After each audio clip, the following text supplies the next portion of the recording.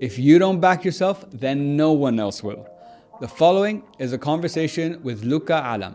Luca is an entrepreneur, public speaker, communication coach, and the host of the Insight Track, the fastest growing online talk show in the MENA region, and brings with him over 20 years of experience in business, client marketing, and was the former CEO of a leading multinational media agency.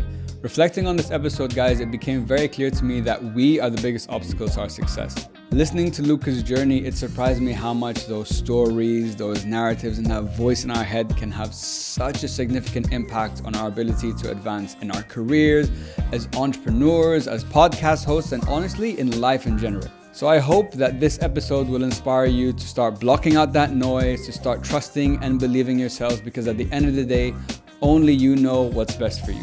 And if you enjoyed the episode, guys, if you could please do me the small favor of just hitting that subscribe button, it will help me build the show and build the channel and bring more amazing guests and inspiring conversations. But that's enough for me for now. Let's get to the episode.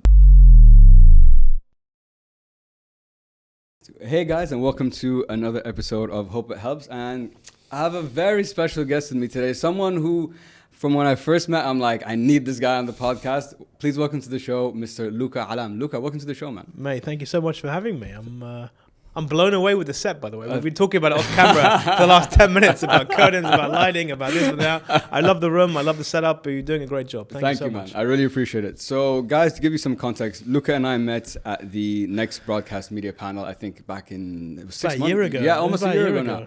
And at the time, you had just started, the podcast. Yeah. I think it was a couple of episodes in. 6 episodes in. Yeah. Fast forward to today, you got featured on Apple with OSN2. Mashallah, you've grown in an incredible way, man. So you should really, really, really be proud of that, because this space is not easy. I've been in it for 5 years, and I can tell you from experience, it's not easy to do that. Easy. So kudos to you.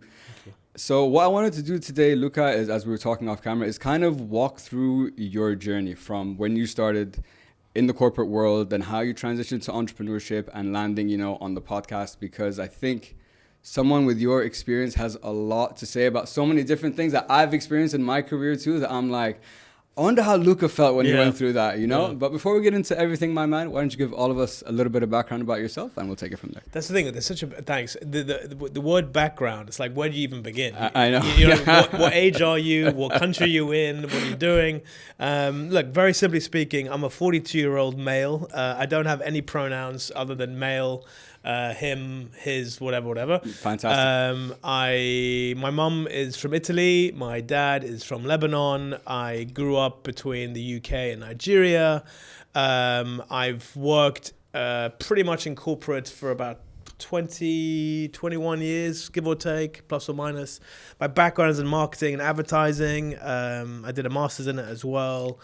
And then about a year ago, I decided to kind of say bye-bye to the corporate world and launch my own show, podcast, and also try and do a couple other bits and pieces on the side as well. So trying to step into the entrepreneurial world. So my background is, if I was going to really make it as succinct as possible, would be a guy who's still trying to figure it out, like we all are. Doesn't have all the answers, but trying to make the best decisions with all the information that he has at that time. Yeah, and I think I resonate with that a lot. Obviously, they say hindsight's always 20/20. Like, oh damn, if I knew that like back then, but otherwise it wouldn't be what it is, and it wouldn't be that experience. Yeah. So I wanted to start first with Greg, your first line manager, because the reason is my first manager ever told me something that I've always carried with me. He's like, Khaled, people don't leave companies, people leave managers. Yeah. So I was like, okay, so it showed me the importance of, you need someone, especially I think in the beginning of your career, who's gonna like vouch for you and support you. Now, interesting in your case, Greg wanted to let you go after a couple of months, but you kind of flipped the script. So I want to understand, just in that early phase, how important was he as a mentor to you when you were first starting out in that? So let me take it even a step back before that. So my first job, I was working in marketing for a financial website, right? It was called Digital Look. Okay. Big shout out to Digital Look. Don't know where they are now, but hopefully they're doing okay. I spent about a year and a half there. And honestly, working in the finance industry, it wasn't for me. Even though it was a marketing job, it wasn't for me. So I was desperate to get out of it and to take any other job potentially around marketing. And I kind of fell into an interview at a company called Walker Media at the time, and they were an independent UK agency. And I interviewed a guy called Ben Buxton. And all I did for about 25 of the 30-minute interview was complain about my job. Okay. Right? Okay. I swear to you, Khaled, till this day, I have no idea why Ben hired me. Right? All he knew was that I had a master's, right, in marketing, and I didn't like my job. That's all he knew, right? He ended up hiring me, okay, and then I joined before my line manager, Greg. So I was reporting into Ben. Greg then enters the arena, right? And after 3 months of working at Walker, I was feeling a little bit confident. Greg comes in, and all of a sudden, things start to change a little bit. So I find out from Ben on a conversation much, much later that Greg was actually desperate to get rid of me because I didn't know much about media. I wasn't really applying myself, and it looked like I was kind of coasting. I wasn't really. So I found that out much later on. But I think to this day, Greg Fortune, and this is the biggest compliment I can give to someone, has had the biggest impact on my career. Even though he only managed me for about 1.5 years, 2 years. He had the biggest impact, single impact on my career. For the simple reason, because he gave me the belief, the conviction, the tools to believe in myself and to push myself forward. Yeah. And he's over the years, he kind of, I've realized when I used to manage, I was a CEO of a big company, Sure. right? And I had hundreds of employees across the region. A lot of the practices I used to give to my team was based on Greg, right? Okay. And he was only 6 months older than me. He was such a cool guy. I was thinking, man, I want to be just like Greg. So in my early stages of leadership, I used to think, what would Greg do? How would Greg act? And I think everyone has that kind of person, whether it's in a working perspective or whether it's in a personal perspective. You have that person you look up to and you kind of want to be a little bit like. So he shaped me a lot. And a lot of the career life lessons I've taken from Greg, he probably doesn't even know this to this day, even though I've told him. But most of the time I tell him, I was under the influence. I'd had a few drinks. So I'm telling you, sober as hell, the guy had a profound impact on my career, which I've taken with me till now.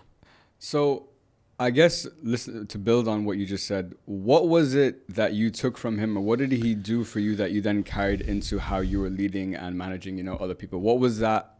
Because I think to give someone confidence, you also have to, there's an accountability that comes with it. Like, I want to support you. I want to help you grow. Yeah. But you also got to put in the work for me to, continue to do that. Yeah. So I guess, what are the lessons you took that you're like, this is something that I really want to enforce in my team? Great question, man. So it was more about strength-based with Greg. So it was more about him saying, look, you're really, really good at doing this, and I want you to keep doing this. So it wasn't about, look, you're not so good at this, let's try and focus on building you up there. So his methodology, his approach to leadership and managing me was to build on my strengths.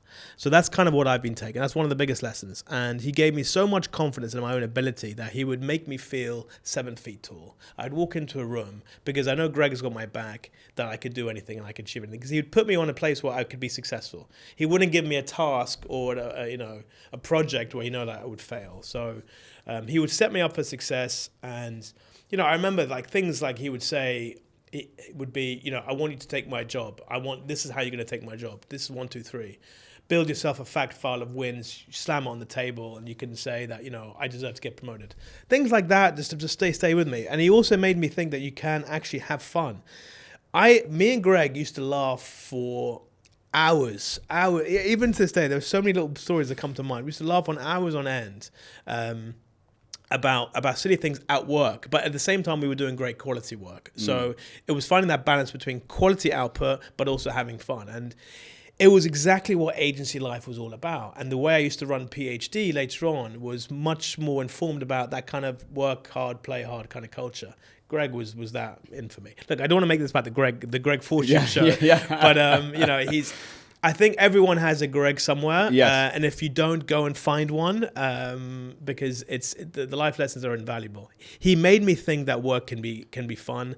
He made me think that everything is possible, and he made me think that I can rule the world. Yeah. That's what he made. That's what he gave me, and I've tried my best throughout my career to try and make others feel like that. Yeah, I respect that a lot, man. I resonate with your story a lot, especially as he came in. So when I had my first corporate job, I was very naive in the sense of I didn't understand or appreciate what it took to be a professional in that kind of environment. I had it was a very big growing up lesson, dealing with the politics, dealing with, hey, be yourself, but like within this box, be a yes man.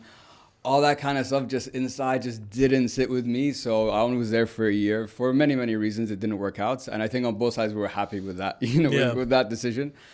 But you touched on strengths, and I've been having this debate in my head, the strengths, weaknesses debate. So I read a lot. Everyone says best ROI, work on your strength, leave the weaknesses alone. And kind of what Greg taught you and what you did in your career speaks to that too. Now, reflecting on my experience, I have found that working on my weaknesses has been more beneficial to me than my strengths. So for example, looking at, this podcast. When I first started, I had no interview experience. Now I have over 200 hours of it. So that I'm like, this is strong. Mashallah. Thank you, bro. Mashallah. So I'm like, I'm strong in this. Khalas, like I'm good with this. But for example, editing, I had to learn from scratch. But I've edited now so many that now that weakness has become a strength. And now that's another package that I can offer to clients. So the weaknesses have helped me in my case. Yeah, but that wasn't a weakness. That was something you didn't know. So there's a difference. There's an unknown. Fair. There's an unknown factor. Fair. Right? Okay. A weakness for me, for example, I know I'm not good at something. I've tried it. I know I'm not that good at it. Okay. So I would be focusing less on trying to make myself better at that. But if you don't know something, you don't know something. So it's about learning and applying yourself. So you probably were an editor all along, but you just didn't know. To be fair, I've never looked at it from that lens. Right, it's good insight. I really appreciate that. I don't think I've ever looked at it through that lens, but like building on that example. So now like with editing, I can edit. Yeah. But I'm not the best editor. But you can edit for us anytime you like. Yeah, that's fine. Bring it over. That's what I do. Yeah. I'm not the best. There are people way, way, way better than me, and I'm in all of them. So. But you enjoy it, right? You enjoy doing it. Okay, you don't. It depends. Okay. It really depends, because what I enjoy about it is the reflection. Because I'm editing my own episodes, I'll like edit ours today, and I'll be like, maybe I could have had a better question there, or maybe I could have paused there. So on a reflection part is really helpful. But that's human nature, man. Like we're always like that. We're always like thinking, I wish I said that, I did that. I mean, you would ask me a question probably at some point throughout the rest of the chat that I'll be like later on, I should have. But that's okay, because like we're human in the day. We're gonna make mistakes. We're gonna say the wrong thing sometimes. We're gonna think the wrong thing sometimes. But just don't be too hard on yourself. Okay, so are you hard on yourself? Very. Yeah.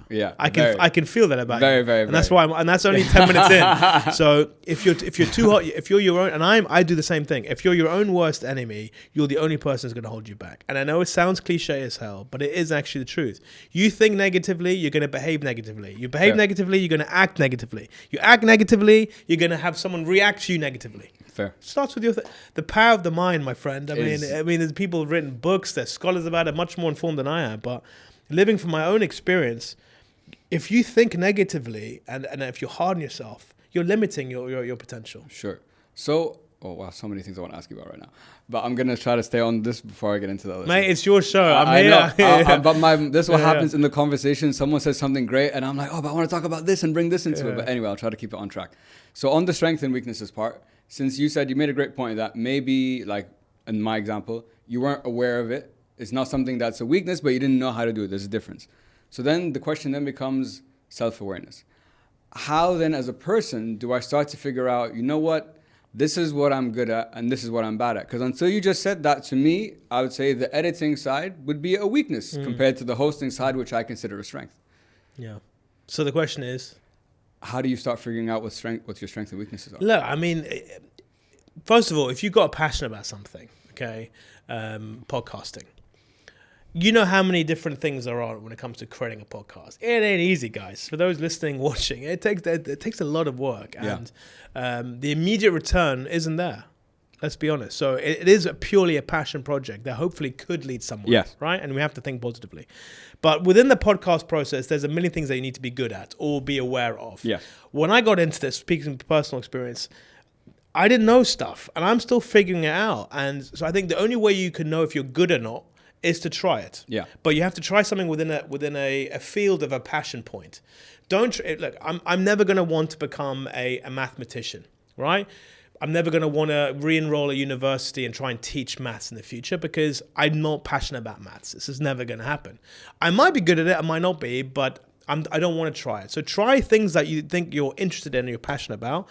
And after a period of time, give yourself 6 months, whatever the case is. If you don't feel like you're actually progressing or getting it, then it's probably not for you. Yeah, that's, you know what, I appreciate that. That's fair. I think bringing it back to the passion aspect is important because that's what's going to actually drive you to try to improve at that thing. Coming back, just bringing it back to the work aspect for a second. So I love what you said about build a stack of wins so high that, you know, it was a fact file. Yeah, a fact file of wins, you know, like, everyone's always saying, how do I get promoted? I mean, look, Amanda, when I used to manage people, they'd come to me and goes, I've been here for 6 months, I've been here for 1 year, when am I going to get promoted? I was like, why should I promote you? Because I'm doing my job. That's your job, and you're getting paid for it, right? So the way I would always go back to it is, you got to do something that's a little bit special, a little bit different, a little bit outside of the 9 to 5.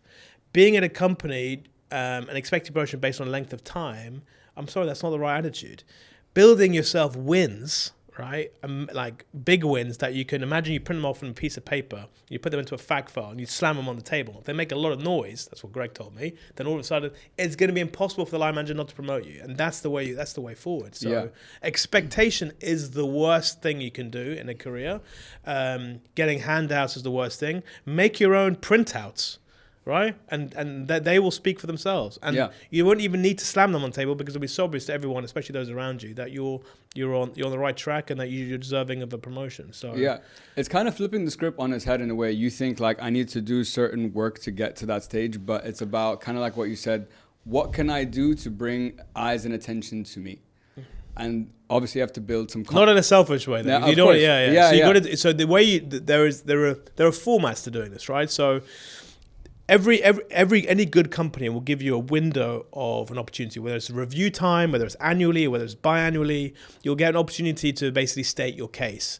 However, if you're waiting for that to show that you're doing, that's probably not the right approach. You've got to be PRing yourself in the right way amongst with your team members about the work and the great work that you're doing. And I think a lot of people are shy about putting themselves in the spotlight, or they are overly confident and they kind of take all the attention and not put it onto. So getting that balance is absolutely crucial. But the idea behind what Greg told me and which I've used today is, you just got to take your boss's job. And that means taking as much responsibility from them. So when you put that fact file on the table, the guy's like, well, actually, or the girl's like, well, you're kind of doing everything that I'm doing. So it's great. Yeah. So then they can grow. Yeah. If your boss is not growing, you're not going to go anywhere. That's the other thing. So that's a great point. You've got to make sure that you may be outshining your boss. Okay, that's good because you're controlling that narrative. But if they're not particularly good, then there's not really anywhere you can go in a corporate setting. So you've got to make sure that whoever you join a company, if your boss is impressive, then you're on the right track. If they're a little bit but the job is good, then you might be limited in the growth potential that you have. But what if I don't have a choice when I join that company? What if I just get assigned this But you told me off camera you joined because of the boss, right? And you leave because of the boss, generally speaking. Well, I was assigned that boss. I didn't pick that boss. No. Yeah. So the question then becomes, the point you made about if your manager has to be growing too for you to like actually grow in that. I've never thought of that aspect. I've always just thought of, what does Khaled have to do? What do I have to do to advance it? But that is an important part that I didn't really consider they're before. A blocker. They're a massive blocker. But if they don't want to take their boss's job, but they're nowhere near doing it, then you're really not. Unless you're so good, and you find a sort of niche, you carve out a new role within the company. People can do that. So it's a sort of bilateral, sideways but forward, progressive move at the same time. Yeah. So that's also an option, but. Most people leave their jobs. Dubai is a bit of an anomaly because, you lose your job, your visa potentially becomes at risk, so you end up staying longer. But in the UK, it's a very different type of culture. If you lose your job, it's okay, you'll find another one relatively, and you don't have to leave the country. But you would leave because of your line manager. 100%. That was such an important aspect. Yeah. And even to this day, I think most people now, if you ask them, if they would leave their company, the first thing they would say, no, I love my boss. Or, yeah, because I hate my boss. Very rarely after a sustained period of time do you go, yeah, I'm indifferent about my boss. Very few will say that. True. People, you get feel strong, something. Yeah, you get strong feelings. After a while, you have to. So building on that, so we talked about bosses, we talked about getting promotions and so on. I think one thing you touched on very strongly was the importance of culture. Now, I've heard the Thamania stories and how you guys used to run that place, and God knows we'll have a different conversation off camera about what Man, I happened there. funded that place for like 6 years. Can I tell you a true story? Please. We'll come back to it. Please.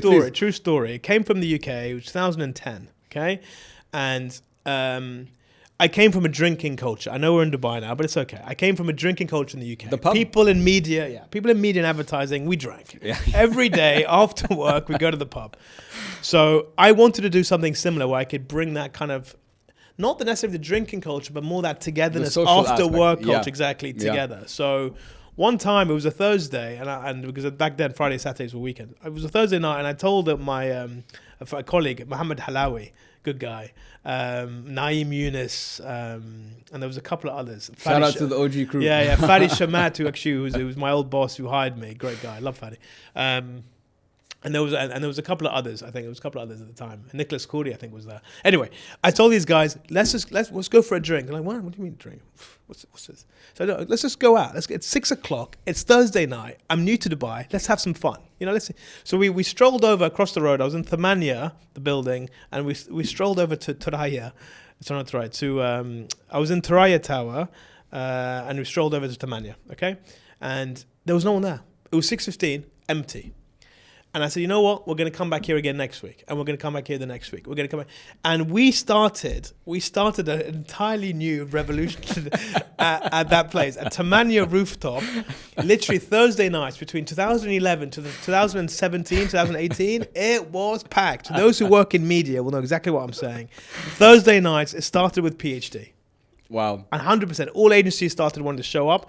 Guess who then wanted to show up? Suppliers. If the agencies are there, the suppliers want to show up. Did you find that actually helped from a business aspect? 100%. Really? Yeah. Very interesting. Look, culture is something that it's not a switch. You can't say, you hire someone and go, you know what, right, now we're going to get good culture. No, you have to work at it. You have to work. So you need consistency. You need like-minded people. You need some sort of plan. And you need some kind of format where people can sort of come together. Tamania gave us that. So what would then happen is, we would stay quite late. So from Thursday evenings, we would go into a Thursday clubbing situation. We'd all end up at Stereo Arcade, right? Yeah. So we do Taman, and like, we'll go Stereo Arcade. So we'd book Stereo Arcade. And then before you know it, it's Friday morning, it's 3 a.m. and you're having Zat Rosette on JBL or whatever.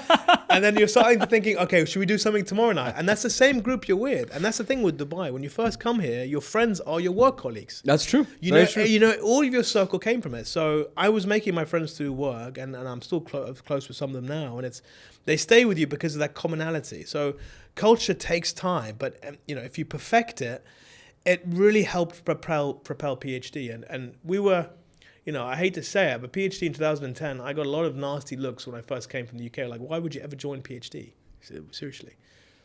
Until when I left PhD, it was like, why would you ever leave PhD? So there was a huge, transformation. And it wasn't because of me, but it was because of a lot of great people around us. I resonate with that story a lot. So when I was working in Amsterdam, of course, there's a big drinking culture there too. So after work, every Friday, especially when I was in startups. Not just a drinking culture. Yeah, that's true. So we would go like every Friday at the startups would be like, we'd have the all hands at 5 o'clock and then there's beers out and everyone's talking and whatever. But on the culture aspect, on my story, I had because in 3 years I worked in 3 different places, so I had very different experiences. So in the first year, it was a big corporate, but it was like a training program. So some of the friends I made there are still my friends today. They came to my wedding. So because we went through hell together. So, misery, what's that? Misery loves company, as they say. And then the second one, I didn't fit in. Why? Honestly, it's a good question. I reflect on it a lot, but we would be sitting at a table, the sales team, because my background's in sales. And it was less of an international culture compared to my first place. So what I learned is to crack the Dutch culture sometimes can be quite difficult. Are they quite tough generally?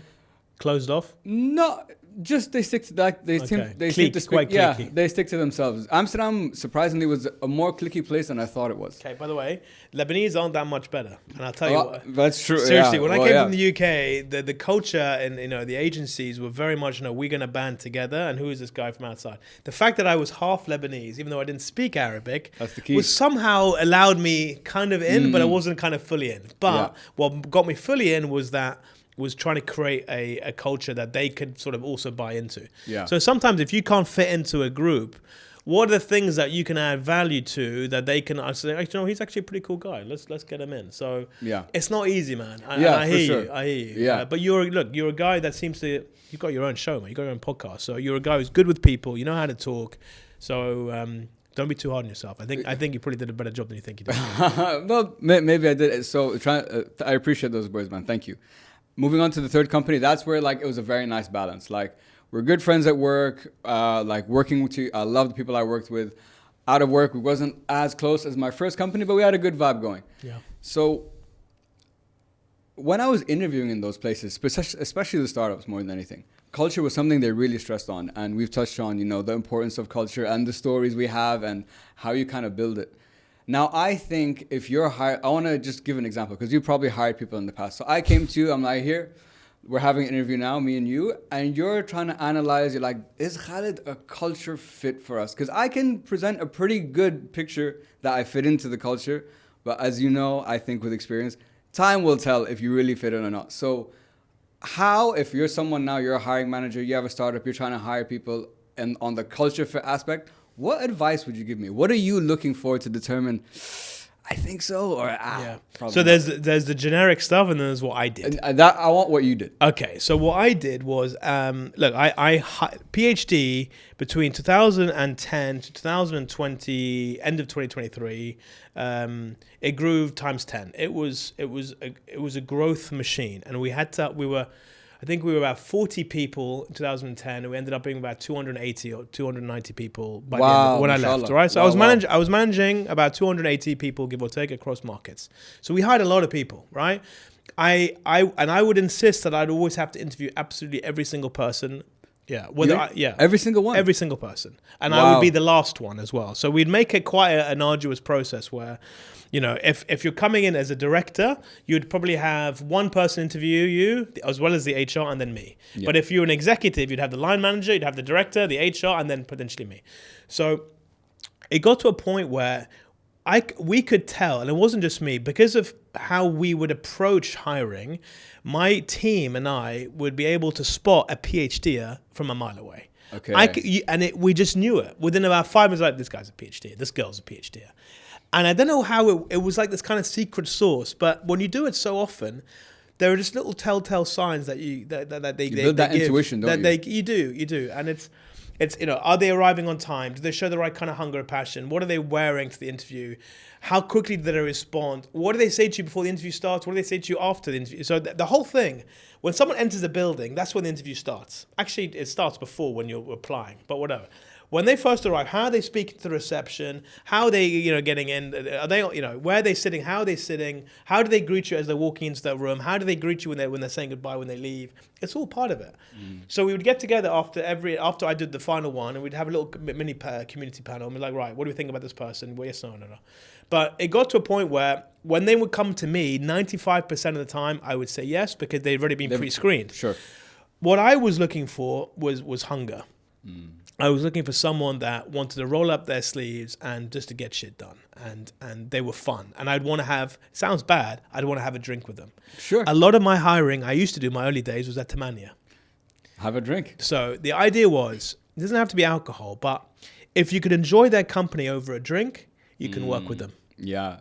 And when you're having, sorry to interrupt, but when you're having a drink socially, it's very difficult to not act yourself. When you're at a bar, when you're in a pub, when you're in a bar. Very true. So they are much more themselves. So a lot of the early hiring that I used to do, towards the end, I didn't have the time so much, and I used to love it because you could see the real character.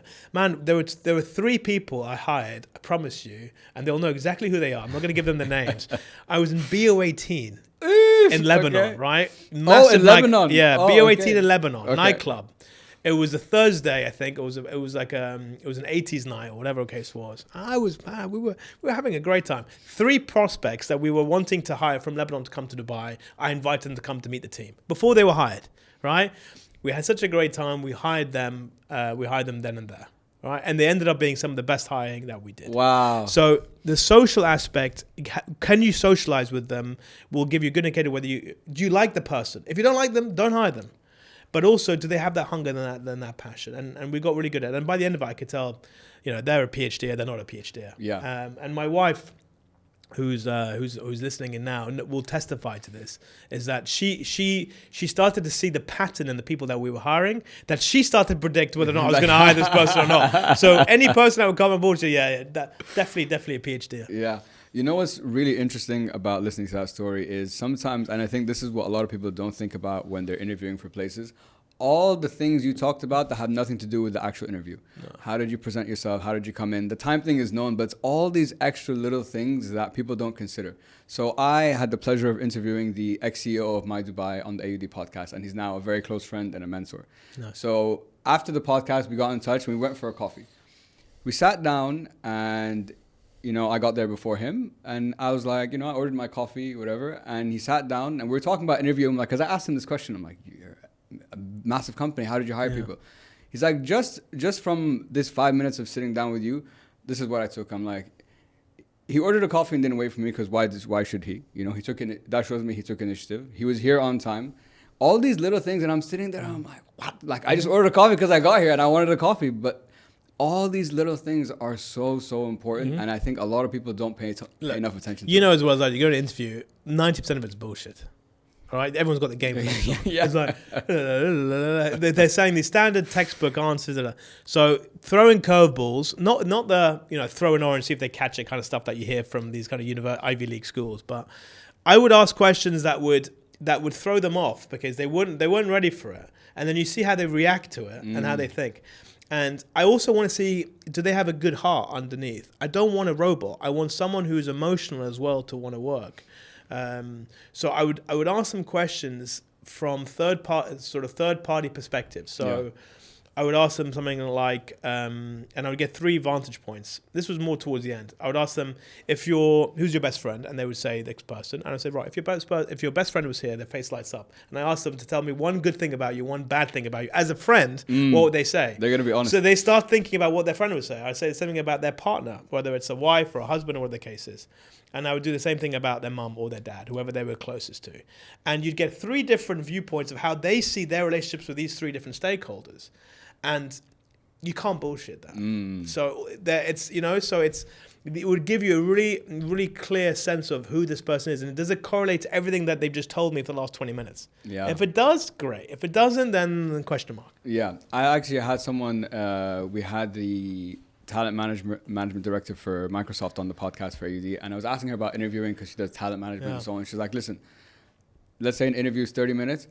I know that the first 5 minutes, I know my answer, and the next 25 are confirming what I believe. But I love the questions that you're asking because those are personal. Yeah. So it's not, I can't really put on a face in that environment. So it's a really smart tactic because you're going to have to. And to see what he thinks they would think about him. Exactly. Right? So, and it's emotional. Yeah, exactly. And that's what I like because most interviews don't show enough emotion. So if I want to see the passion or the hunger and I want to see what sense of a person they are, that would give me that. Transitioning now onto the entrepreneurship aspect. So one thing though, when you left PhD, you gave your notice, you served that notice, which not a lot of people do. And you felt, the way you've spoken about it, even so far in our conversation and what I've heard you say on other podcasts is you had a loyalty to them. Now loyalty. I love that company. Yeah, I can tell. There's still a smile on your face. There's still the stories. I can see it. Still my baby. Now loyalty, reflecting on my experience, has been. The mindset that I operate from my experience is you're just a number. That's what my career has showed me. Now I have to take accountability for the role I played in that because nothing happens, in isolation. You do have a part to play, whether it's fair, unfair. But even the last kind of kick up the ass for me was, I'm like, oh, this time I really did everything right. Yeah. And still things didn't work out. And that, besides that, I've always wanted to start my own business and do my own thing. That's kind of the fuel that has driven me. But in your experience, you look at loyalty in a very different way. You have very fond memories. So on the loyalty debate, I know you followed more given your experience on that, but if you're giving someone advice, I believe you shouldn't have loyalty to any company, but maybe I'm wrong. Look, it depends also where your age, your circumstance, and your role within that company. I was a CEO, man. So if I'm not loyal as a CEO, I can't expect the guys kind of underneath to sort of have that level of commitment. If I'm an entry person, executive, I've been there 6 months, I'm not expecting much loyalty. But if you've been there for that long and you've been through it and you've been seen the highs, the lows, all that kind of stuff. Although to be fair, we didn't have that many lows. You feel a sense of you're human, man. Look, if I'm not an animal person, right? I'm not a pet person. I know a lot of people are, and maybe I look bad saying it, but I've never been a dog person or a cat person. I grew up in Nigeria. We didn't have cute puppy. No, we had guard dogs, right? So I've never been a dog person. So, but if I had a dog and they lived with me for 6 months and they left, I'd probably miss the dog, right? Not because I love the dog, just because it's part of the, So there's also a sense of familiarity as well. And I think we as humans, we get comfortable quite quickly, and we miss something once it's gone. Yeah, very true. What I was fortunate with was that I knew what I had when I was there, and I knew the friends that I was making and the story that I was progressing, and it was a value exchange. I mean, I got a lot back from PhD, but I gave them as well. And I think loyalty works when the value exchange is kind of mutual. It doesn't work if you're giving everything and you're not getting anything back. Would it be fair to say it's earned? Yeah, you have to earn it. You have to on both sides. Yeah, you have to earn it, but it has to be mutual. You can't have one side giving more than the other, because then it's not going to be. So the other word to loyalty that isn't as passionate is commitment. Okay, people talk about motivation a lot. I hate the word motivation. What is motivation?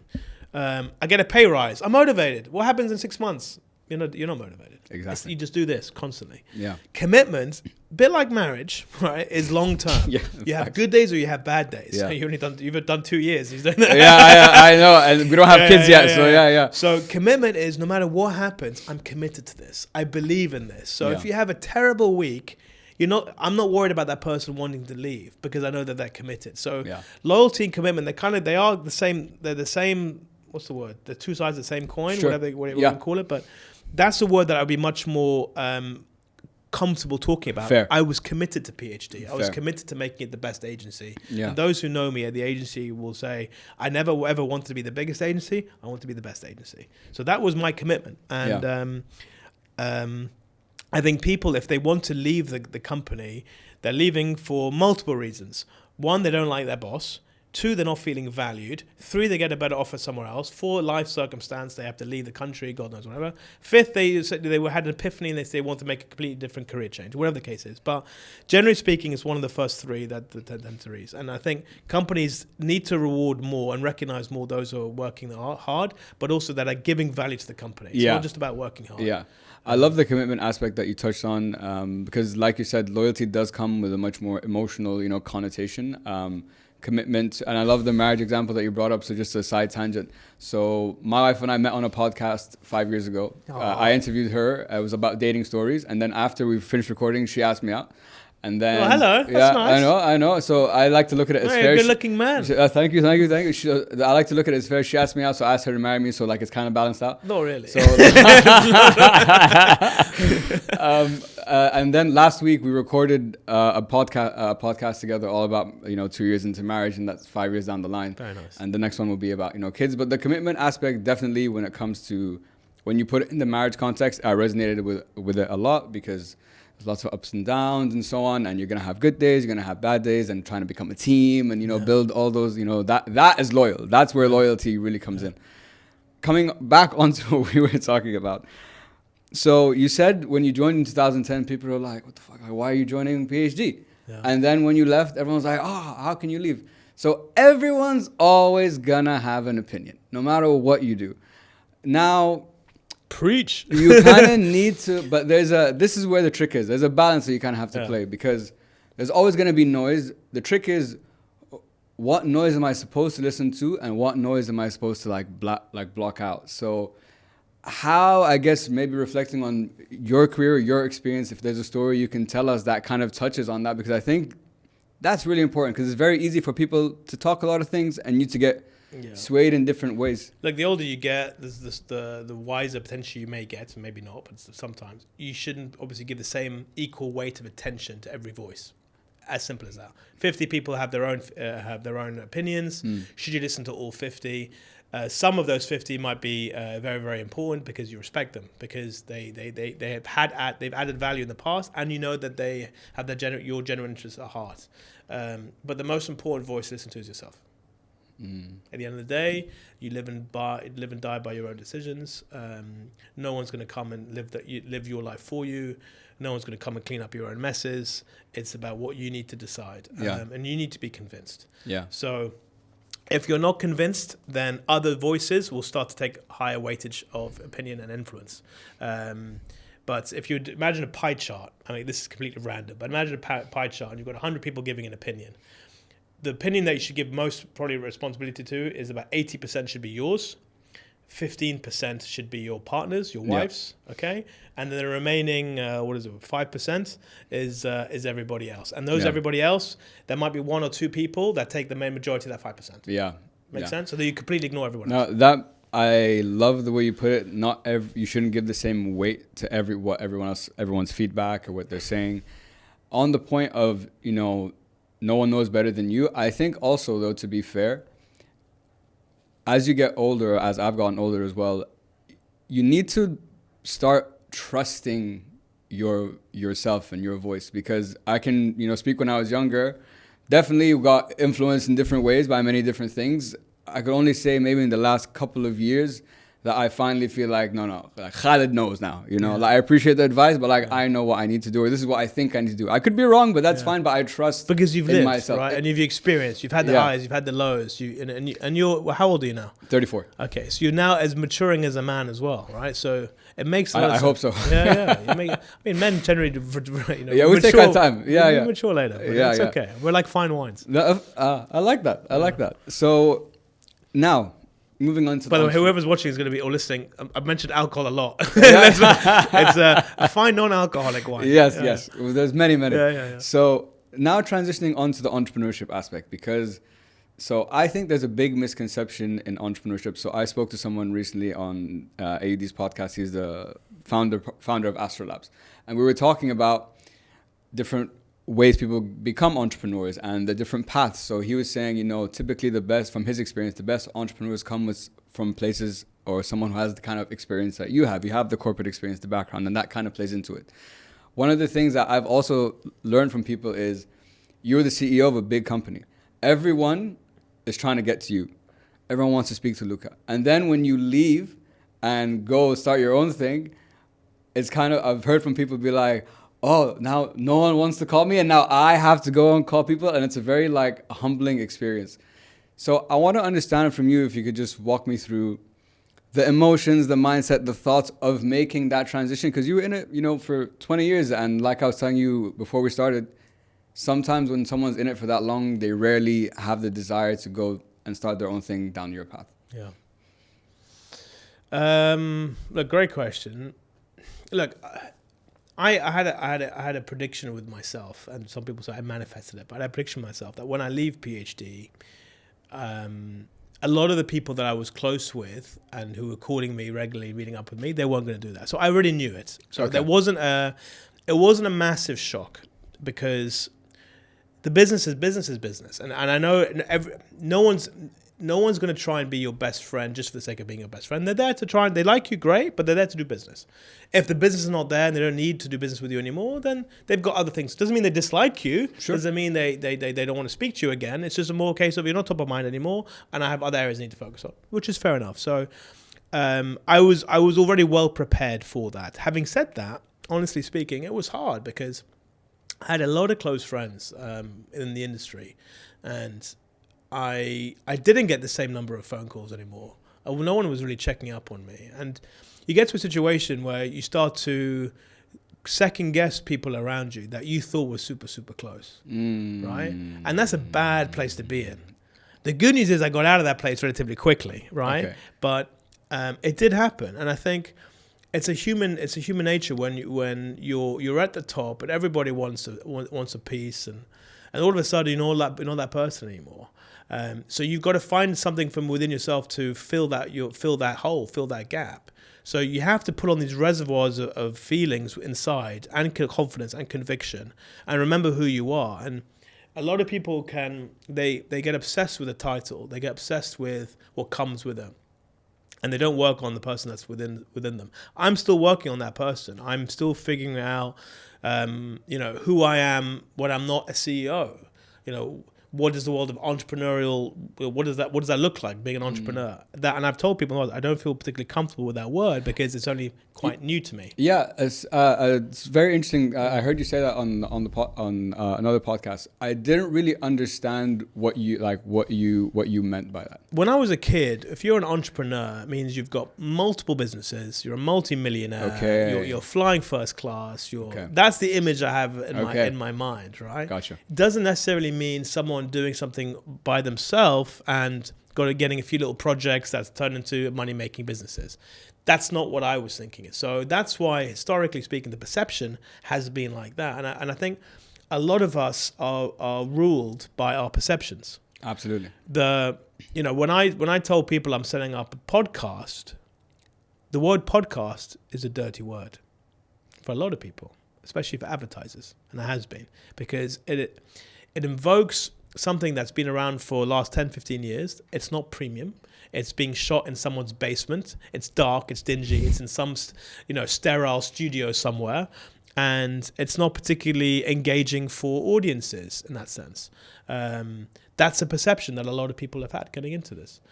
So the perception I had as an entrepreneur was slightly different to what I'm working now. And I think we have to do a better job of challenging what we think are these types of perceptions that we've held on to. And I think now being on this side and working with clients and agencies and all that kind of stuff, you start to see the fuller picture, and you start to fill in your own holes as well, because you're no longer relying on others' validation. You're no longer relying on others to call you up and tell you 1, 2, 3. So it has been a tough journey. Yeah.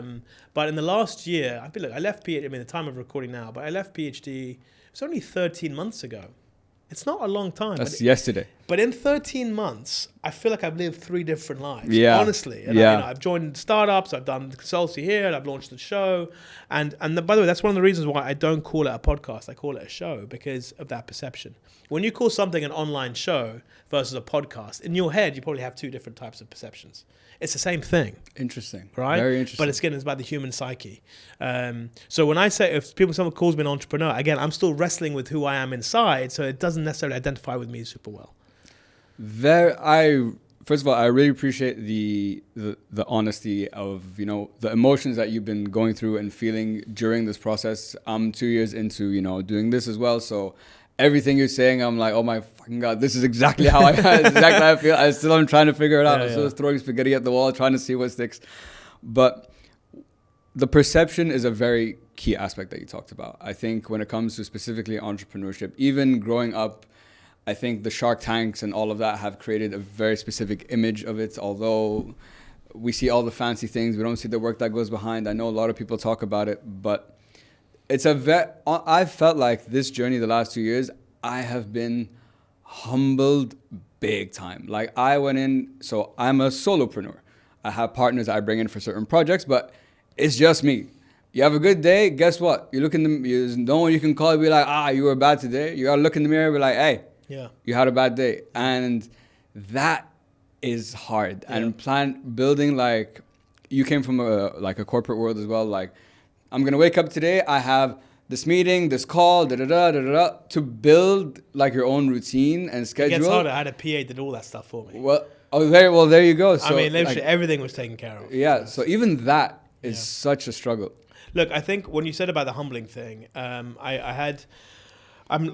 recording at the moment for season 3, and there was a guest I had on the show who talked about the importance of never devaluing yourself. Is that Gatsby? No, that was because I watched that one. Sudi. No, it's for season 3. Okay. It's coming up. So okay. It's coming up in a couple of months. So Darius Sudi had an amazing story. He had a business empire in the UK. He lost everything. He's now having to rebuild it up. He's 58 years old. Okay, and it's an amazing story. But one of the key things he talked to me about was, if you start to undervalue yourself, everybody will start to undervalue yourself. So yes, things can be humbling. Yes, you can be taken back, but you've got to really believe in yourself. And going back to what Greg's saying, and all these guys in the past who've come along the way have told me, back yourself, man. Do Yeah. it, because if you don't, no one else will. Facts. You've got it, Khalid. You've got to back yourself, man. 100% on everything that you're doing. And Yeah. you know, another smart guy told me when it comes to podcasts, they're like, has anyone ever listened to Joe Rogan's first ever episode? Probably not. No. Yeah. But have they heard his last 5? Potentially, yes. So Yeah. again, things are, that commitment, that consistency are super important. And people give up upon podcasts because they lose faith in themselves. They lose faith in the numbers. They lose faith. They're like, and it's like, you've only done it for 3 months, 6 months. It takes time. Absolutely. Keep going. So you've got to find that. And this is for all podcasters out there. You've got to find that resilience to keep going, man. Because, you know, if you give up, you're giving up on yourself. Yeah. That's what you're doing. That's true. And all these podcasters that start and fail, I feel, you know, this is one of the reasons why I want to be here, is because I want to be, everyone needs help, right? But at the same time, we've got to support each other. But the real help comes from inside. 100%, man. Especially, so happy you touched on the podcasting aspect. So I've been doing a lot of research recently, and, you know, 44% stop after 3, 80% stop after 10. There's 70 million podcasts right now globally in 2025. It's become the #1 platform for information, knowledge, entertainment, whatever you want, you can find a podcast about it. Everyone, but this is a key thing as well. And you kind of touched on this earlier in the conversation when it came to commitment and passion. This is a long-term play. Like you said, it's not going to happen in 3 months. Not it's going to happen in 6 months. I'm 5 years in and I'm still figuring it out. If you don't have the conviction or the passion for not only the hosting process, but the entire thing, it's not going to work. Because as you found out in your experience and with mine, there's so much work that goes on behind the scenes that no one sees, knows. They just see, Luca's episodes came out, great. They just put 2 mics and they recorded a podcast. But it's not true. No, it's not true. It's not true. But you know what I know this is for me? We block book recording. So in one day, I'll shoot 3 episodes back to back. Oh, that's okay. Interesting. And then by the end of it, I'm not tired. I'm energized. I love it. Yeah. I absolutely love it. So that's when you know, when it becomes easy, that's when you know you're on the right track. 100%, man. The challenge isn't then just about making money, but you know you're doing something that you genuinely love. And I can see you love this, and that's great. And it comes across very, very easily. I really appreciate that, man. I think, look, I think I have a very narrow view, and I'll explain what I mean. I love what we're doing right now. Like, this is my favorite fucking thing to do in the world. To sit down with someone. Okay, whether the cameras were here or not, I could have this conversation and have a great time. Yeah. I think I'm quite a purist in the sense of I really admire and appreciate the hosting part, you know? So that's why when people like, there's so much more that goes into podcasting too. The host is incredibly important, but I'm like, if I see a podcast and the host is not vibe, I'm like, I want more of the hosting part. Maybe just because it's my own experience. I think I have a bias. But the host is everything, man. The host, people will look, and without giving away too much, but the host is everything. People will watch an episode or 2 based on the guest. But they'll want to come back based on the host. Facts. So the name of my show at the moment is the Inside Track with Luca Allam. Too long. Plus, my name is stuck at the end. So we're rebranding for season 3. Okay. Right? You've got a world exclusive here. Okay. But, yes. But we're going to be changing the name of the show, shorten it, and put it a little bit more about the host. Because at the end of the day, if you look at all the biggest shows in the world, they tend to have the host's name front and center. So that's true. There's you know, I was very hesitant to do this because it was. You make it about you, and then, but you need a certain level of self-confidence in order to pull that off. Which goes hand in hand with what we were talking about before. You got to back yourself. So the show is about you, man. This is about you. This isn't about anything else. So make yourself front and center in your own life, in your own show. It's so funny that you guys are like doing that, because this specific thing has been on my mind for so long. Like even just. When you go, like the logo, like for my podcast has nothing to do with me. It doesn't say with Khalid, doesn't say like anything. It's just, you see 2 hands and like, that's it. And I've been going back and forth and I paid attention. I'm like, all the big guys, like you have their face or whatever. Something I'm still debating because I just love my logo so much. So I'm like, I don't want to like ruin anything. But definitely something that I've been considering. One thing, Luca, listening to when you were on as guests on a podcast and as a host, that I really appreciate and why I really wanted to have you on the show is you're a very curious person. That story when you were 5 years old, going like, and there was that tape recording and you were recording, interviewing your brother or your sister at the time, and how that has led to all my this. wife asked me about that. She Really? wants to see the video. Yeah. When we go to the UK, we'll watch it. Please send it. I'd love to see that too. My question is, I think to be a good host, you have to be a curious person. I think that's what makes a conversation valuable. What makes a conversation interesting. Even curiosity, I think, in your life that is what has led you down to get to where you are right now. And I can say that's the same thing with me when it comes to learning. You know, when I learn something in my head, I'm like, oh, what am I going to use this for? I don't know, but like, it's cool. Yeah. But there's also that saying, which I don't really understand, because maybe me and you will have a different idea on this. There's that famous saying, curiosity killed the cat. In my case, and I think in your case, curiosity brought lots more cats, you know? So I don't really get that, maybe that, because that brings a negative perception to it. So what are your thoughts? So great question about curiosity. So I've never been told that I'm only curious. So you're one of the first people that said that. But interestingly enough, I'd probably link it back to my days at PhD, where there were 5 values at PhD that really resonated with me, and I've tried to sort of build my kind of career around it. PhD was a challenger brand. It was all about taking on the big guys. So these 5 values were part of trying to take on those big guys. Yeah. Let's hope I can remember them. Openness, curiosity, creativity, collaboration, and courage.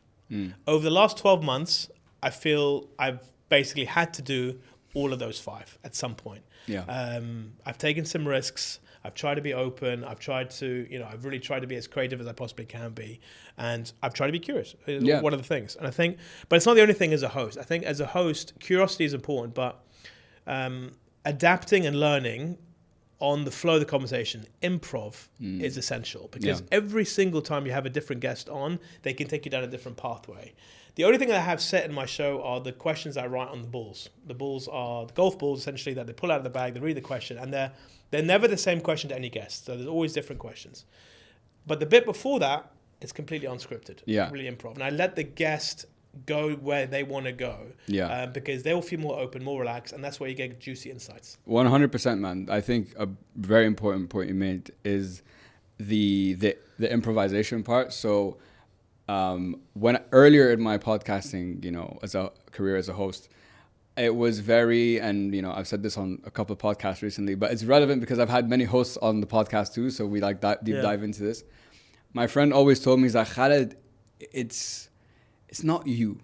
Like, it's you, but like, it's not this guy that is sitting in front of you right now. So what's stopping you from being you? Exactly. So, one of the misconceptions I also had was, when I have a guest on the show, my job is to make it's the guest's show. And then my cousin pointed out, he's like, no. The guest is there, and you want to highlight them and whatever. This is Khaled's show. And those two pieces of feedback have been a game changer. I can say honestly, the last 6 months is now when I sit in this chair, I'm like... You feel more comfortable. This is me. You feel this is your studio, Absolutely. your chair, your show, Absolutely. your logo. And 100%. And that will only make you better. And it makes me enjoy this so much more. The more confident you are, the better the guest will feel, by the way. That's also true. The guest feels like the host is nervous. They're like, okay, I'm going to carry this guy. So the improvisation part, though, is very important. So, for example, I've got all these questions here, but we have jumped around, gone left and right, up, around in circles. But it's just my guide to, there's some things I really want to touch on. But like you said, but that comes with time. Have you found now, you're going to season 3, when you reflect on how you started as a host to now, do you feel more confident and comfortable now? Do you feel like you can bring more of yourself into the conversation? Yeah, 100%. I think season 1, I didn't even know I was going to press the live button, right, on YouTube or on Apple. Really? Yeah. We debated. We shot between 6 months to 1 year beforehand. Before you released it? Before we released it. We were just sitting on it. Okay, what was holding you back? A lack of courage. That surprises me. Lack of courage. That surprises me. And I was going through a lot of PhD at the time, so I wasn't sure how that was going to affect my work life. So I was thinking, do I need to leave before I can? So there was a lot of things going on. Yeah. But really, I was just finding excuses not to go live because I was scared. So when we did go live, season 1 was a shot a year after it actually come out. So I was looking at myself thinking, I wouldn't have done that even now. Yeah, exactly. But I talked for about 10% of the time, and 90% of the time it was with the guest. Season 2, it was more 70-30. Yeah. Right? 70 Yeah. guests, 30 me. So I'd already started to get better. Yeah. We just started shooting season 3, and it's a continuation of season 2, and I'm feeling really good about it. I feel like I've only done about 35 episodes. It's not a lot of episodes. It's quite nascent in the world of podcasting. I mean, you're a veteran. You've done hundreds, right? Yeah. So I still feel like I'm a kid and learning the craft. Sure. But what fuels me and energizes me is, I swear to you, and it sounds ridiculous, but every single guest who comes off the show at the end tell me the same thing. Luca, you've been doing this for years. You're a natural. You're amazing. And that fuels me. It makes me feel like, okay, I need some validation because I can't keep finding it for myself. Yeah. It's the guests that give me that validation. I want to preach on that. Thank you, guests. Thank you. From him and from me. Honestly, because I judge the success of any recording, not how, the value of the conversation. I know I'm going to have a good conversation. Did my guests have a good time? Yeah. Did they leave with, that was a great time. That was a positive experience. Yeah. If you have that, what I've learned in my podcasting career, the value of that, you'll see as time goes on, that guy could bring you 10 more guests, which it has for me. That's exactly right. So that's what I was going to tell you. So I'm glad you said it. So most of my guests are referrals. There you go. Yeah, like, I need to get my friend. We had two people on. Was it 2 days ago? And they both said, I've got 3 people each. So we've got 6 people potentially, lined up. So look, it's nice, and I think we shouldn't necessarily rely on it because, like, when I was running a business, I didn't need someone coming after me telling me every 5 minutes, "Look, you're doing a good job as a CEO." Ironically, the more senior you get, you never hear that. Yeah. When you become a host, you've got to start relying less on others. That's true. Really, because if you keep fueling yourself based on other people's opinions, you're going back to that pie chart. You're just it's just gonna get messy. So of course. It helps at the beginning to know that you're not completely wasting your time. Yeah. But don't rely on it because, man, it will become a drug, and when you don't get it, you're gonna 100% be in remission or whatever. For sure. Is And that the right word? Maybe not remission, but you know what I mean. Yeah. So I think now I can say confidently, just on my personal, on a personal level, like now I have zero doubts on my ability to do a great podcast. Am I being myself? Yeah. Yeah, so of course. There you go. You're a great host. But at the same time, I will be honest. It is nice to get that validation, especially when you're working at a company. You have a lot of people helping you. When you're a host, it's just me and you in this world right now. So I had some dark moments, and and every now and again I get a dark moment. And you think, God, what am I doing? Really? Yeah, every now and again it happens. Less so recently, but it still happens. And you know what? It's funny, man. The universe sometimes gives you these signs to tell you to pick yourself up. I got a very nice message on Instagram from a lady, and we reposted it because we asked her permission, and she said, I don't mind reposting it. Her message was basically about me as a host and how I make the guests feel and the type of content that we're creating. And it was a long message. It wasn't one of those it was a long message, really, really nice. And man, I needed that message. I needed that. At that time, it was like someone told me, it's like, Luca needs some right now. It's good when it comes, but just don't rely on it. And I'm still trying to find out your own ways of how you find yourself self-coping. No, absolutely, man. One of the things that I wanted to actually get your perspective on. So I know, listening to the other podcasts you did, that one of your favorite things back when you were at PhD was the pitching and the storytelling and getting the clients. But as you got more senior, you just come in, to round it off, the big man's here, that last stamp of approval, yalla, sign the deal. Yeah. And storytelling is clear just even from when you were a kid. Storytelling is something I think you do quite well and you're quite passionate about. Thank you. So what's interesting to me though is listening to Luca's journey. Luca has been always the voice and telling the story. But now through the podcast, his job is to bring that story out of the person. So how have you found that transition from being the storyteller to the story, I guess, narrator? Nice question. But it's not as different as you may think. I honestly, I don't. I don't talk about myself a lot. If for those who knew me before I launched Inside Track, I never posted online, social. I was not active. I didn't share a lot of information. And at work, people would know that I have kids. I would bring them in occasionally, but I would never talk a lot about my personal life. I'd keep that quite separate. So storytelling was about the work, actually. So when I would storytell at work, it was about storytelling the PhD story, right, to win a business. Okay. It wasn't telling the Luca story. So actually, it's not as different as you may think it is. So now it's about getting their story out, making them feel comfortable. But what I'm doing now, though, is because, audiences want to know who I am, because that's the only way they're going to want to watch me again and again. So you have to start giving them information about yourself. And you got to be real. Look, I started doing something in the last 2 or 3, 4 weeks called Off Track.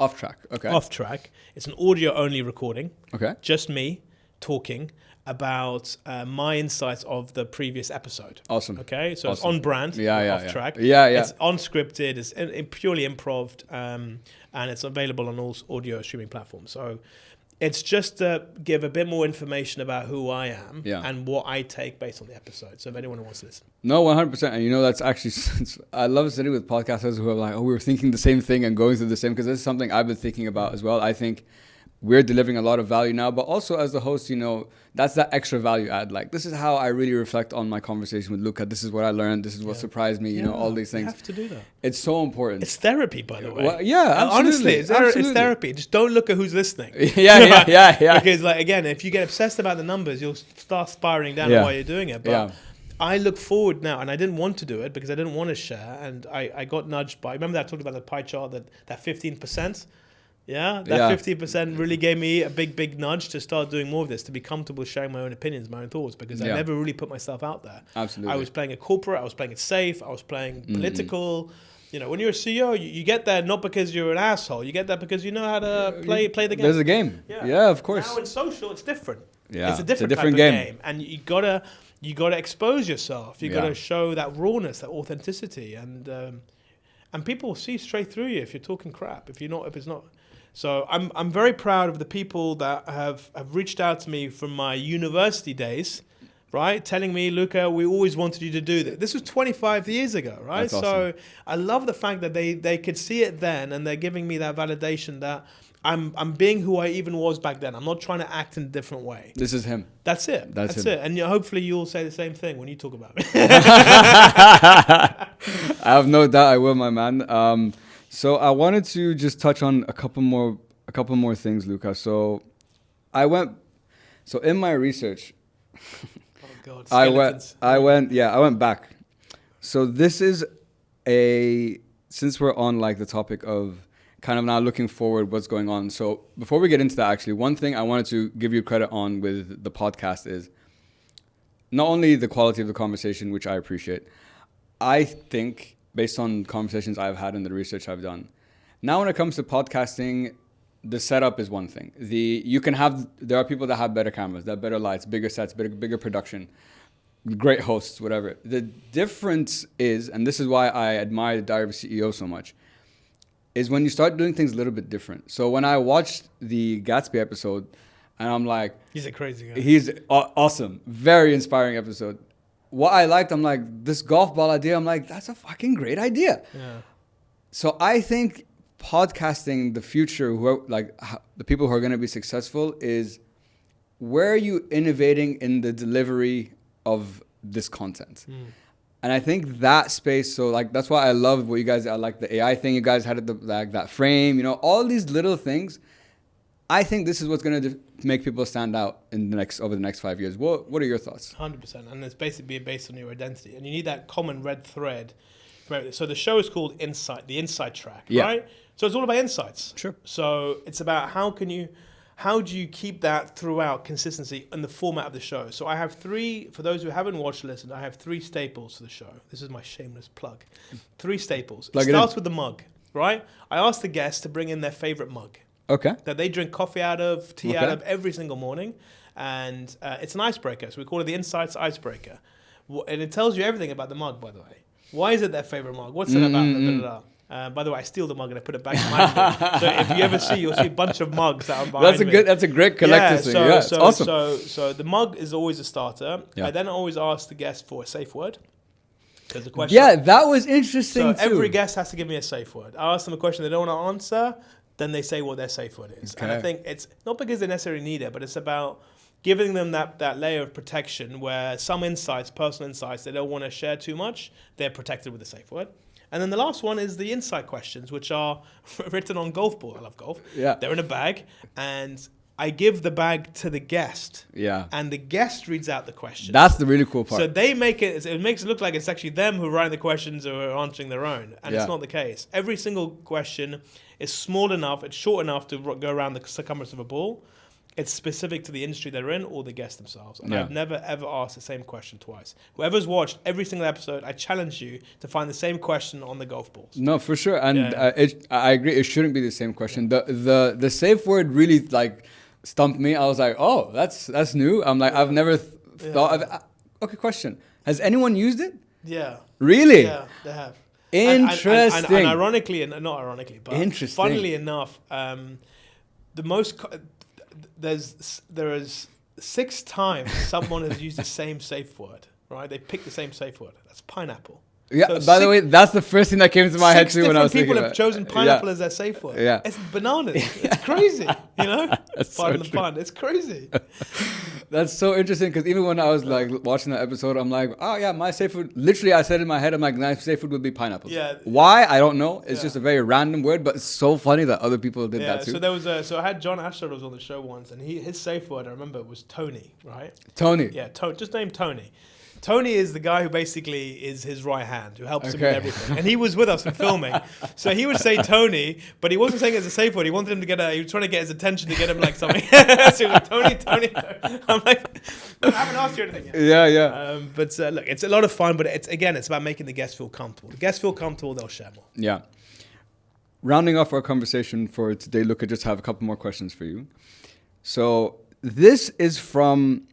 I'm going to read this out because it's a little bit lots of small paragraph. This is from an article you wrote in 2014. Wow. So you wrote, what makes the future so tough to predict is the pace of change is quickening. We know it's not linear and there is debate whether it's exponential, forever quickening, reaching a plateau after an exponential growth phase. This is in 2014, this next line you wrote. And this concept of the point of singularity where artificial intelligence will match and then exceed human intelligence, and our tunnel vision gets increasingly dark. This shouldn't stop us from forging ahead. We should embrace change as the future evolves. You wrote that in 2014. You wrote about AI 10 years ago. So I wanted to ask you, well, now AI is here. So now, what would you say now, something that we'll reflect on in another 10 years regarding that? Look, AI is not going anywhere, and it shouldn't. It's helping us, do all the heavy lifting, and that's what machines should do. Machines should do all the heavy lifting. It should leave more time for the humans to be more creative. Yeah. And AI, no matter what anyone says, can never replace humans when it comes to creativity. Podcasting, creating content, this is a creative space. The machines, the AI will help with the algorithms to pick up the content, the creativity, but to do the actual content, the creative itself, that's not going to happen. And I think people always yearn for emotion. People want that. Yeah. AI can't give you emotion, man. It's just not going to happen. I mean, look, being sentient and thinking on themselves, do they have a heart? Have they been through have they suffered breakups? Have they lost their jobs? Have they gone through the human stuff that we've had to? No, they haven't.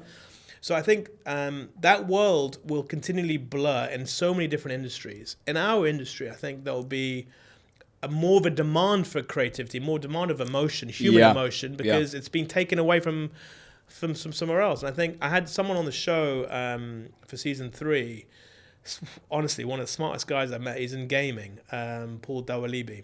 And he was talking about a concept I don't mind sharing. He was basically saying that if you look at the history of mankind, we are working less than we ever did. Back in the old days, we used to wake up at 4 a.m. to plow the fields, right? Or whatever the case is. Then the Industrial Revolution came, the printing presses came, computers came, the 9 to 6 became 9 to 6. And it didn't become a 5 to 12, or whatever the case is. So he's saying in time with AI, we're going to have more and more free time to have fun.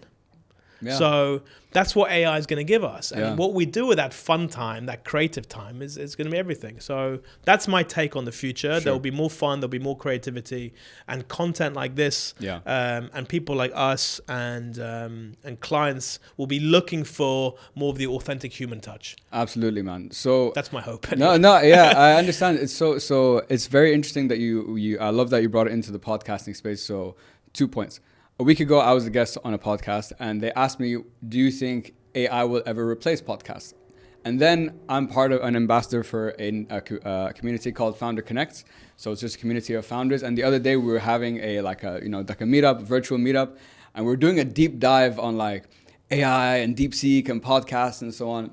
So someone said something which I thought was interesting. He's like, "Look, because now there's AI clones that are, I can't believe how real they are. There's that famous podcast that went viral that is two AIs talking to each other." So he's like, if the audience or I'm as a listener, I want to go get information, an AI is going to always outdo you when it comes to information and fact. But touching on what you said, this stuff, this connection, the stories that we brought up, the nuances, like all that stuff, the creativity in that is never going to go away. So they were asking me on the podcast, do you think there's a place for it? I'm like, look, I think there's going to be a place for it. There will be AI podcasts that become a thing, and we'll build an audience and there'll be people behind it.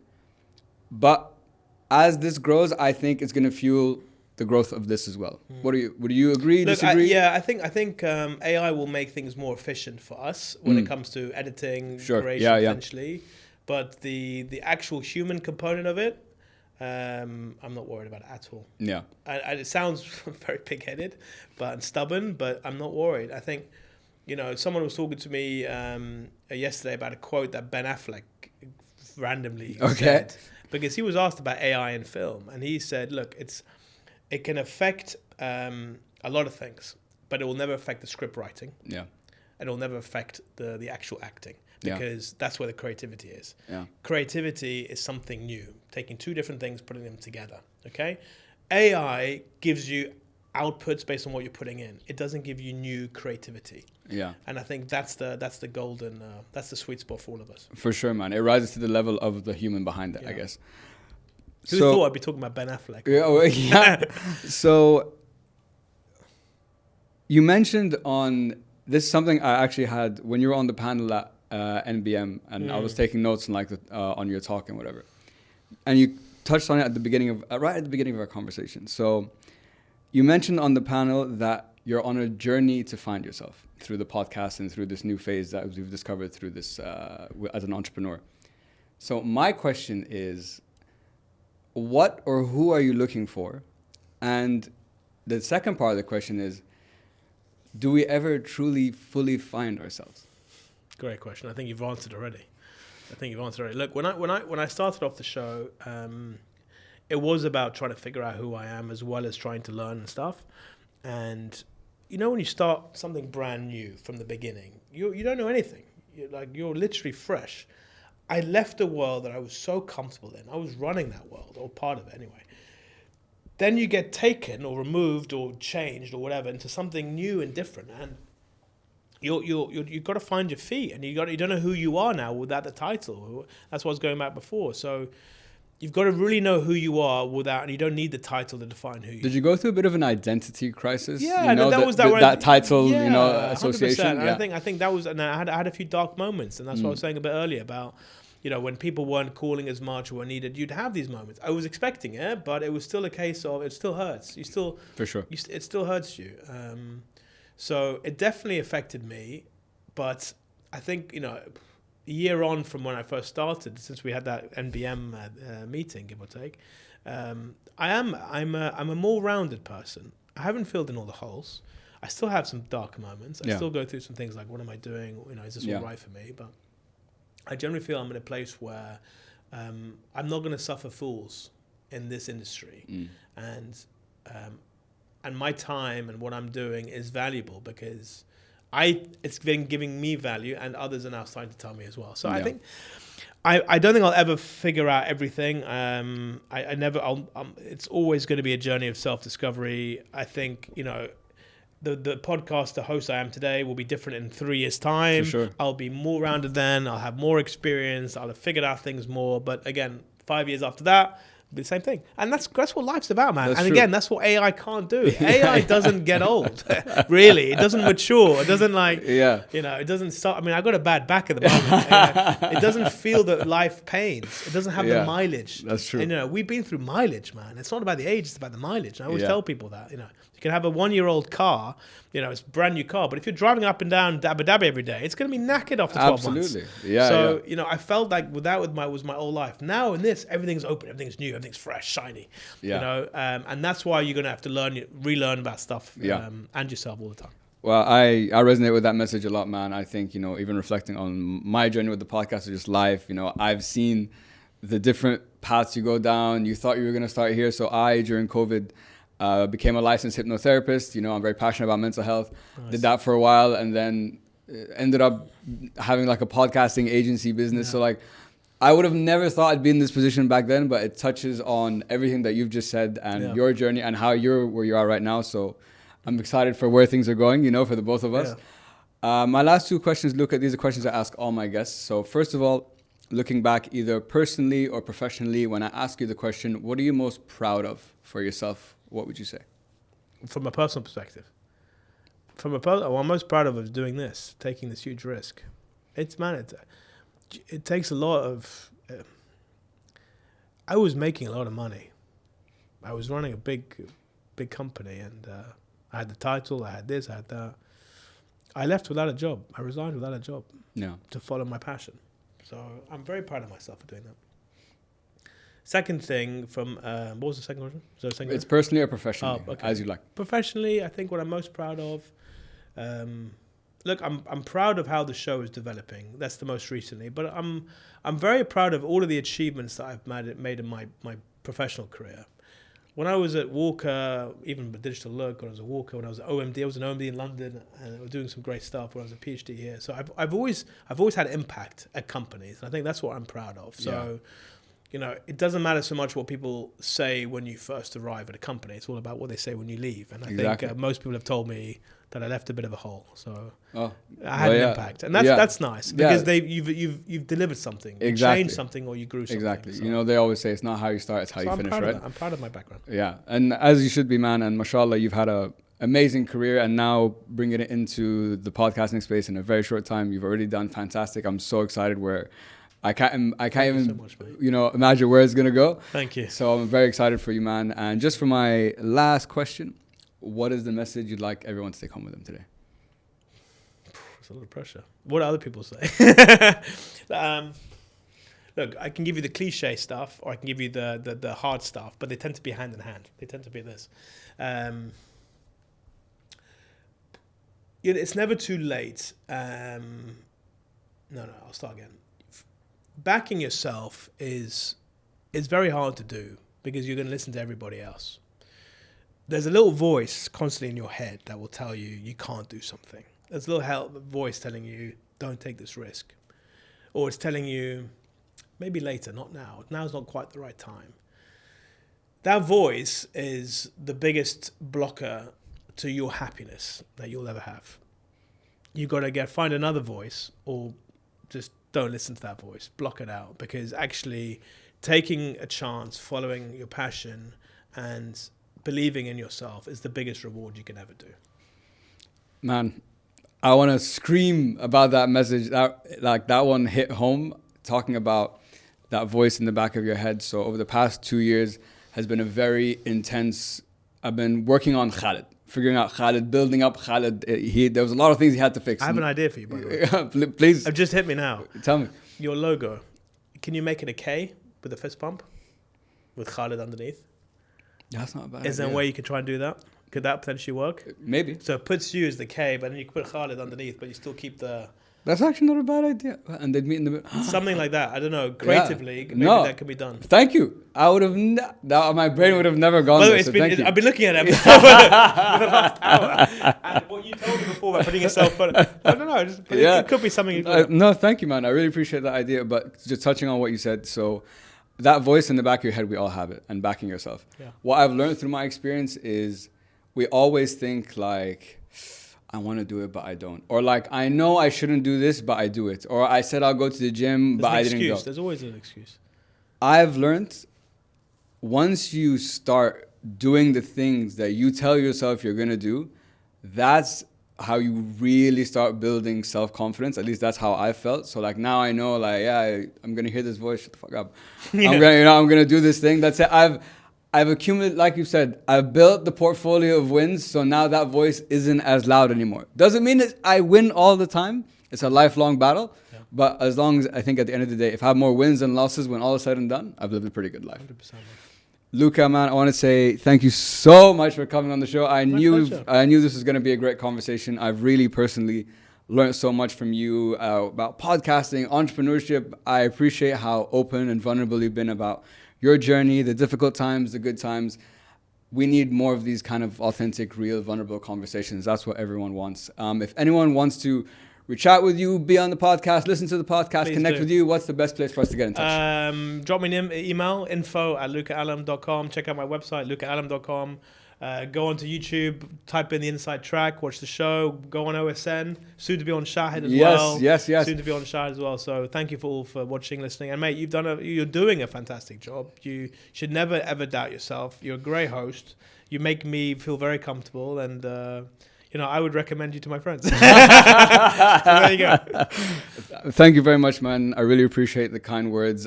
So just to round off, there was an article in 2021 for Camp in Middle East, and you wrote man, like a quote research, that's what I do. Yeah. And you wrote a quote for Ramadan coming up and like the campaigns and stuff now for campaign 2. And in both things, the title was, it will be same but different. So I guess the best way to end this recording to ask you, was this recording same but different? No, this is a great recording. Definitely, I think look, there's a lot of people doing podcasts, but it's your twist, it's your uniqueness, and it's your personality, man, that makes the show. So 100%, and man. That will never be the same. No one else ever have that. So that's for you. Appreciate that, man. Guys, thank you everyone for listening. Please make sure to like, follow, share, and subscribe to the podcast on all channels at Hope It Helps Pod. And as always, guys, hope it helps. Peace. Support the love. Support it. Great stuff. Yes, sir. And that's another episode in the bag, guys. Thank you so much for tuning in. I really, really appreciate it. The goal of this podcast is to provide, as I like to call it, education on demand. We cover a wide range of topics, and the goal is to provide you with the knowledge, the tools, and the insights to improve your lives both personally and professionally. And if you're enjoying the show and you're enjoying the content, if you could please do me the small favor of hitting that subscribe button, would really help me build the show and build the channel, and that's all I ask. Stay tuned for more inspiring conversations, bigger guests, and as always, guys, hope it helps.